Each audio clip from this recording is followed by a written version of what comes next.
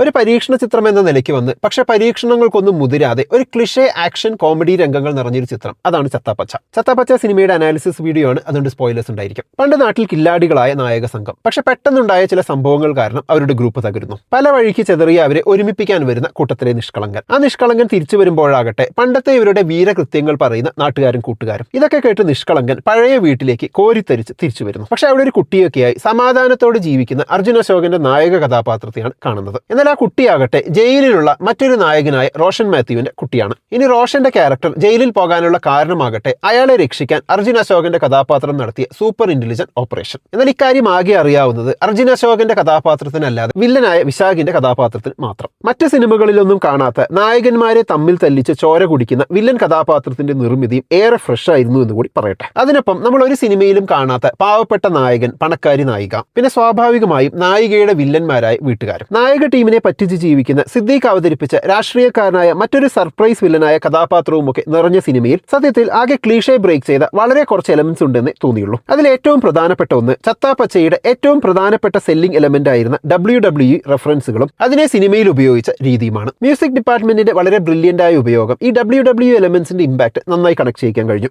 90s കിഡ്സിനും ആദ്യകാല ജെൻസി പിള്ളേർക്കും നൊസ്റ്റാൾജിയയിൽ കലർത്തി നൽകാൻ ഏറ്റവും ഉതകുന്ന WWE നല്ല ഇമ്പാക്റ്റോടുകൂടി സിനിമയിൽ അവതരിപ്പിക്കാൻ കഴിഞ്ഞു എന്നത് വലിയൊരു പോസിറ്റീവ് ഫാക്ടറാണ്. മറ്റൊരു പ്രധാനപ്പെട്ട ക്ലിഷേ ബ്രേക്കിംഗ് ആയിരുന്നു മമ്മൂട്ടിയുടെ ക്യാമിയോ. കാരണം മേൽപ്പറഞ്ഞ ക്ലിഷേകൾ ഒരുപാടുണ്ടെങ്കിലും നല്ലൊരു മേക്കിങ്ങും ക്വാളിറ്റിയും മെയിൻറ്റെയിൻ ചെയ്തൊരു സിനിമയായ ചത്താപ്പച്ചയുടെ മുക്കാൽ ഭാഗത്തിനു ശേഷം മലയാളത്തിലെ ഏറ്റവും വലിയ താരങ്ങളിൽ ഒരാളും ഇന്ന് ലഭ്യമായ ഏറ്റവും നല്ല അഭിനേതാക്കളിൽ ഒരാളുമായ മമ്മൂട്ടി ക്യാമിയോ ആയി വരുമ്പോൾ സിനിമയിലെ ആ ഭാഗങ്ങളും ആ കഥാപാത്രവും മികച്ചതാവുക എന്നതാണ് പൊതുവെ നമ്മൾ കാണാറ്. എന്നാൽ അതുവരെ സിനിമ സഞ്ചരിച്ച ആ ടോട്ടൽ ഫ്ലോയെ തന്നെ അത് കാര്യമായി ബാധിച്ചു എന്നതാണ് സങ്കടകരമായ കാര്യം. സിനിമയിലുടനീളം നല്ല കോസ്റ്റ്യൂം ഡിപ്പാർട്ട്മെന്റ് ആണ് ഉണ്ടായിരുന്നത് എന്നത് വിശാഖിന്റെയും WWE റെഫറൻസ് സീനുകളുടെയും അടിസ്ഥാനത്തിൽ നമുക്ക് പറയാമായിരുന്നു എങ്കിൽ മലയാളത്തിലെ ഏറ്റവും സ്റ്റൈലിഷ് ആയ സീനിയർ താരമായ മമ്മൂട്ടിക്ക് നൽകിയ വസ്ത്രവും മേക്കപ്പും ഒക്കെ കണ്ടുകൊണ്ടിരുന്നപ്പോൾ ഓർമ്മ വന്നത് ഹാപ്പി ഹസ്ബൻഡ്സിലെ മണിയൻ പിള്ള രാജുവിനെയാണ്. അതേ അവസ്ഥ തന്നെയാണ് മമ്മൂട്ടിയുടെ സ്ലാങ്ങും. തിയേറ്ററിൽ മമ്മൂട്ടിയുടെ കൊച്ചി ഭാഷ അമ്പേ പരാജയമായിരുന്നു എന്ന് സിനിമയുടെ നിർമ്മാതാക്കൾക്ക് തന്നെ മനസ്സിലായതുകൊണ്ടാകണം OTT-യിൽ എത്തിയപ്പോൾ റീഡബ് ചെയ്തത് എന്ന് തോന്നുന്നു. ഇനി അഭിനേതാക്കളുടെ പെർഫോമൻസിലേക്ക് വന്നാൽ സിനിമയിലെ ഏറ്റവും ഇമ്പോർട്ടന്റ് ആയ ഹ്യൂമർ ഭാഗങ്ങൾ സിനിമയിലുടനീളം ഷോൾഡർ ചെയ്തത് ശ്യാം പ്രകാശ് MS, ദർത്താഗ്നൻ സാബു, വൈഷ്ണവ് ബിജു, വിശാഖ് നായർ എന്നിവരാണ്. 4 പേരും വളരെ ഗംഭീരമായി തന്നെ സിനിമയുടെ മൂഡ് പിടിച്ചുകൊണ്ടുള്ള പെർഫോമൻസ് വഴി സിനിമയെ നല്ല എൻഗേജിംഗ് ആക്കി. കൂട്ടത്തിൽ വിശാഖിന് ചെയ്യാനുണ്ടായിരുന്നത് വലിയൊരു സ്പേസ് ആയിരുന്നു. ഒരു വില്ലന്റെ മാനറിസങ്ങളും അതിനോടൊപ്പം കൊണ്ടുപോകേണ്ട ഒരു പൂക്കി വൈബും വളരെ ഗംഭീരമായി തന്നെ വിശാഖ് ചെയ്തു എന്ന് തോന്നി.